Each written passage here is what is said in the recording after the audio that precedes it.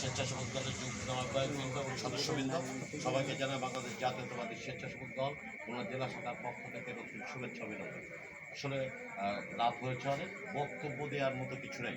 আমরা 3 তারিখে আমাদের যে কর্মী সমাবেশ, সেই কর্মী সমাবেশটা আপনারা ডেট দিয়েছেন, আপনারা নিজেরা ডেট দিয়েছেন যে 3 তারিখে আপনারা এই কর্মী সমাবেশটা করবেন।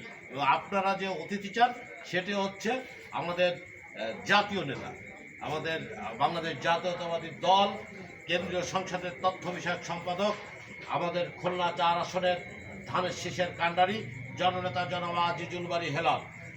আমাদের এই প্রোগ্রামটা যদি আপনারা হেলাল ভাইকে গেস্ট করতে যান, তাহলে আমাদের একটি স্পট নির্ধারণের বিষয় আছে, যে এই জায়গায় আমাদের করতে হবে। ঠিক আছে, এই জায়গাটা আমাদেরকে আগে নির্ধারণ করতে হবে। সেই জায়গায় আপনাদের মনে রাখতে হবে আজিজুল বারী হেলাল শুধু আমাদের নেতা নয়, তিনি জাতীয় নেতা। আমাদের লোক সমাগমের বিষয়টি মাথায় রাখতে হবে। এইগুলো মাথায় রেখেই আপনার নির্ধারণ করতে হবে, যেহেতু এখনও 3 দিন সময় আছে। সেই জন্য এগুলো মাথায় রাখতে হবে। আপনার ডেলিগেটেড কার্ড করতে হবে, অতিথিদের জন্য আপনার ফুলের তোড়া কিনতে হবে, তাদেরকে সম্মানিত করতে হবে। ঠিক আছে, আপনার থানার যারা আছে, আপনার থানার আহ্বায়ক, যুগ্ম আহ্বায়ক, তাদের জন্য আপনারা ফুলের তোড়া কিনতে হবে।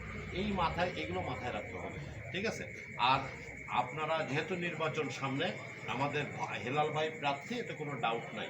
সেই জন্য হেলাল ভাইয়ের জন্য আমাদের স্বেচ্ছাসেবক দলের প্রত্যেক ইউনিয়ন তার নিজস্ব সামর্থ্য অনুযায়ী প্যারা দিবে। মেন রাস্তাগুলোতে প্রত্যেক ইউনিয়ন কিছু প্যারা দিবে।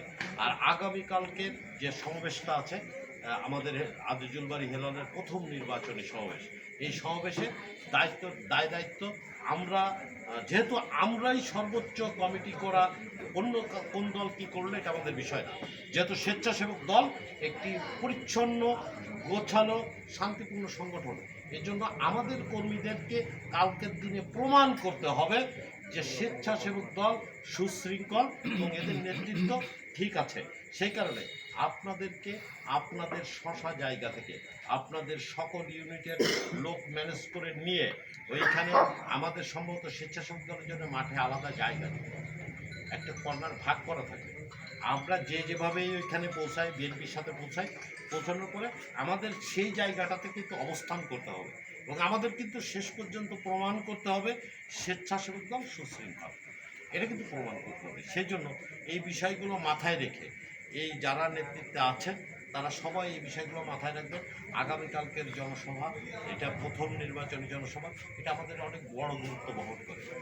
এই জন্য আমাদেরকে খুব নিয়ম মেনে যার অবস্থান থেকে শেষে এই প্রোগ্রামে লোক